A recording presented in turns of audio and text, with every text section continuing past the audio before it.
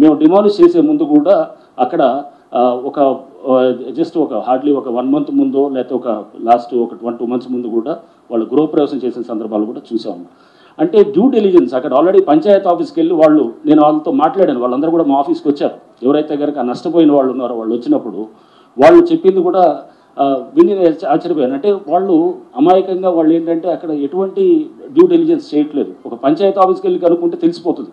ఇది ఆల్రెడీ ఇక్కడ గతంలో ఇక్కడ ఇది పర్టికులర్ కొన్ని అరెస్ట్ అయ్యారు, లేకపోతే సస్పెండ్ అయ్యారు, లేకపోతే ఇక్కడ పర్మిషన్స్ క్యాన్సిల్ చేశారు, దీనికి పర్మిషన్స్ లేవు అని చెప్పిన తర్వాత కూడా వాళ్ళు అంటే దాని ప్రయత్నం కూడా చేయలేదు. తర్వాత వాళ్ళు రిజిస్ట్రేషన్ అయ్యి డబ్బు ఇచ్చిన తర్వాత తెలిసినట్టు వాళ్ళు కొంతమంది మా దగ్గర వాపోవడం కూడా జరిగిందనమాట.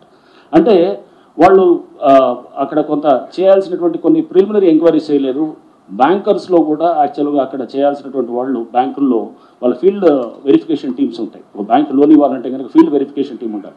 ఆ ఫీల్డ్ వెరిఫికేషన్ టీం కూడా తెలిసిపోతుంది. ఇప్పుడు నిన్న నాకు చెప్తున్నారు ఏది భువన్ అని చెప్పేసి మన ఎన్ఆర్ఎస్సి పోర్టల్లోకి వెళ్తే కనుక మనకి ఏ సర్వే నెంబర్లు ఉన్నా కూడా మనకు తెలిసిపోతున్నాను.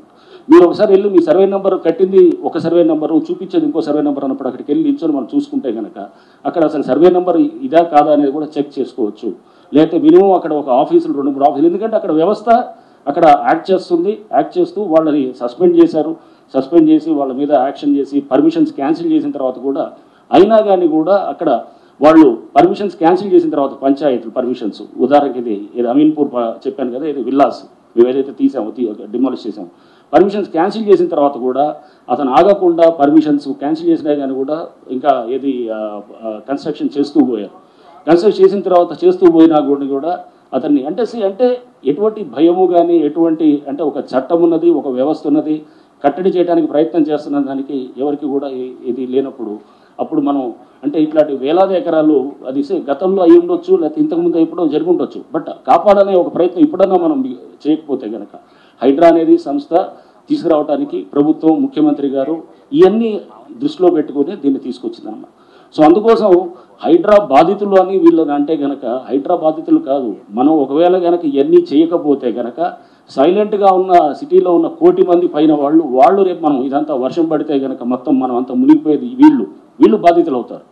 సో వర్షాలు పడితే కనుక మునిగిపోయేది వీళ్ళు, లేకపోతే ట్రాఫిక్ రద్దీ అయితే కనుక సైలెంట్గా భరించుకుంటూ వాళ్ళు ఏది గంటలు ట్రాఫిక్లో ఉండి ఏది దాన్ని ఇది ఇంతేలే అనుకొని మనం అనుకుంటూ పోయేటటువంటి వీళ్ళు బాధితులు అన్నమాట.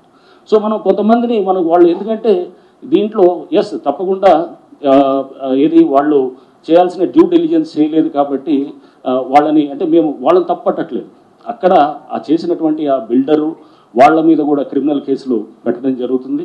ఆల్రెడీ కొన్ని చోట్ల చేసాము, ఇంకా కొంత చేరిగే వాటిలో చేస్తున్నాం. అంటే ఇన్ఫర్మేషన్ అన్నీ కూడా తీసుకొని చేస్తూ దీంట్లో అంటే దయచేసి ఇది హైడ్రా అది దీని మీద వ్యతిరేకత అంటే దీన్ని కూడా చూపించేటప్పుడు అది ఓన్లీ కొంతమంది వాళ్ళ వెస్టర్న్ ఇంట్రెస్ట్లు సూట్ చేయడానికి కోసం చేస్తున్నారు తప్పగానే. అంటే అక్కడ బలవంతులతోటి మనం ఎదుర్కోవాలన్నప్పుడు వాళ్ళు న్యాచురల్గా రకరకాల పద్ధతులు చేస్తారు. మేము సున్నం చెరువులో కనుక ఎప్పుడైతే కనుక అక్కడ చేసాం, మీరు అందరూ చూసారు, అక్కడ ఒక వ్యక్తి వెంకటేష్ అనే వ్యక్తి కిరోసిన్ పోసుకొని మొత్తం చేయటం జరిగింది. సో అతను ట్యాంకర్స్ బిజినెస్ చేస్తుంటాడు, అక్కడ ట్యాంకర్స్ బిజినెస్ చేస్తుంటాడు. ఇప్పటికీ మళ్ళీ కంటిన్యూ మొదలెట్టాడని చెప్పి మళ్ళీ ఏదో ఎవరు అన్నారు. సో అంటే ట్యాంకర్ రోజుకి అతను బిజినెస్ దాదాపు 1,00,000 పైన ఉంటుంది. సో అతను దీన్ని మేము ఎగ్జాంపుల్ చెప్తుంది ఏంటంటే ఎన్కన్వెన్షన్ డిమాలిష్ చేసినప్పుడు ఆ పక్కనటువంటి చాలా గుడిసెలు లేకపోతే చిన్న పాకలు ఇవన్నీ ఉన్నాయి, దాన్ని ఎక్కడ టచ్ చేయలేదు. బట్ ఇక్కడ ఎందుకు టచ్ చేయాల్సి వచ్చింది, ఇక్కడ ఈ వెంకటేష్ అనేవాడు ట్యాంకర్స్ బిజినెస్ చేస్తూ మీరు అక్కడ ఎప్పుడైనా గూగుల్లోకి వెళ్ళి మీరు ఇమేజెస్ చూస్తే కనుక దాదాపు ఒక 20-30 ట్యాంకర్స్ అక్కడ లైన్ అయి ఉంటాయి అన్నమాట. మొత్తం మీరు గూగుల్లో కూడా చూడొచ్చు. సో అంటే ఇది తీసి అంటే ఇష్టారాజ్యంగా చేసుకుంటూ పోతే కనుక దీన్ని కట్టడి చేయటం ఉండదా?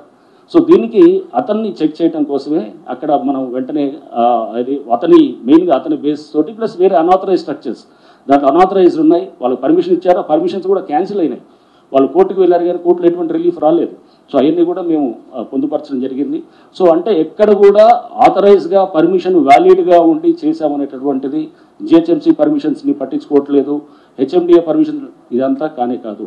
పర్మిషన్ వ్యాలిడ్ ఉంటే కనుక వాటికి దాని వైపు మేము దాన్ని డిమాలిష్ చేయటం లేదు. ఏమన్నది అది ఎఫ్టీఎల్లోనూ ఎక్కడన్నా వస్తే కనుక ఎఫ్టీఎల్లో కూడా మీకు మళ్ళీ ఇంకోసారి మీ అందరికీ కూడా తెలియపరిచేది ఏంటంటే పబ్లిక్ హ్యాబిటేషన్స్ ఎవరైతే కనుక ప్రజలు ఆల్రెడీ ఉంటున్నారో వాటిని ఎక్కడ కూడా మనం టచ్ కూడా చేయట్లేదు. అది ఆల్రెడీ మీకు చెప్పడం జరిగింది. గౌరవ ముఖ్యమంత్రి గారు, ప్రభుత్వం కూడా ఇది చాలా ఏంటంటే చాలా ఇది పబ్లిక్ ఆల్రెడీ ఉన్న వాళ్ళందరినీ కూడా వాళ్ళని మనం ఇబ్బంది పెట్టాలనేది మన అభిమతం కాదు, ఆలోచన కాదని స్పష్టమైన ఆదేశాలు కూడా హైడ్రాకి ఇవ్వడం కూడా జరిగిందనమాట.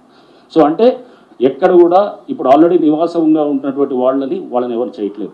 మీరు చూస్తే ఏ ఇన్సిడెంట్లో చూసినా మన కుకట్పల్లిలో చూసాం. కుకట్పల్లిలో చెరువు దగ్గర డిమాలిష్ చేసినప్పుడు అక్కడ కేటరింగ్ చేస్తూ ఒక లేడీ మాట్లాడటం మనం చూసాం. సో వాళ్ళకి యాక్చువల్గా ఆ డిమాలిషన్ అయిన మరుసటి రోజు వాళ్ళు ఆ ల్యాండ్ ఓనర్స్ అంతా కూడా మా దగ్గరికి వచ్చారు. ఒక అడ్వకేట్ని తీసుకొని మా దగ్గరికి వచ్చారు, ఆఫీస్కి వచ్చారు. వాళ్ళందరికీ కూడా ముందే ఇంటిమేషన్ ఇచ్చాం. దాదాపు 14-15 మంది వాళ్ళు ఖాళీ చేయించారు.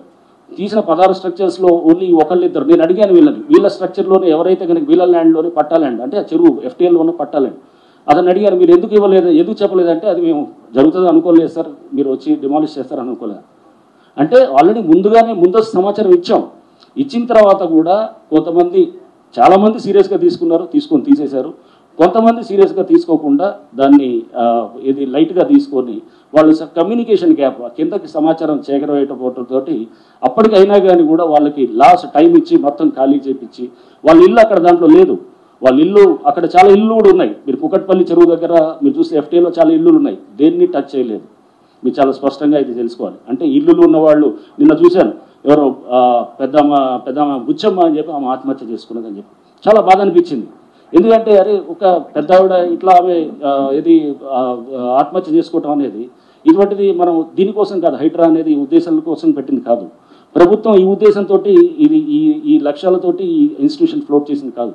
ఈ బుచ్చమ్మ అనే ఈమె చేసుకోవడానికి కారణం అక్కడ ముగ్గురు ఎవరు ఆడపిల్లలు ఉన్నారు. ఇద్దరికేమో G+1 హౌసెస్ ఇచ్చారు, ఇంకొకరికి చిన్న ఒక ఖాళీ ప్లాట్ ఇచ్చారు. ఇచ్చిన తర్వాత ఇవన్నీ కూడా బఫర్ జోన్లో వస్తాయి, వాటిని జోలికి మేము వెళ్ళట్లేదు. కానీ ఎవరో అక్కడ ఏమంటారు మాట్లాడేవాళ్ళు ఆ భయాన్ని చూపిస్తూ ఆందోళన చూపిస్తూ హైడ్రా అనేది ఒక బూచిగా చూపించడం అనేది కూడా ఇదే. హైడ్రా అనేది ఒక బూచియో లేకపోతే ఒక ఇది ఇందాక చెప్తున్నట్టు ఒక గ్రేహౌన్స్ దాకా వెళ్ళి చేసేది కాదు. హైడ్రా అంటే ఒక భరోసా అనేది గుర్తుపెట్టుకోవాలి. ఈ వ్యవస్థల్ని ఇదంతా ఇది నుంచి వర్షాల నుంచి కాపాడటానికి ప్రయత్నం చేస్తున్నటువంటి ఒక ఇన్స్టిట్యూషన్గా తీసుకోవాలి.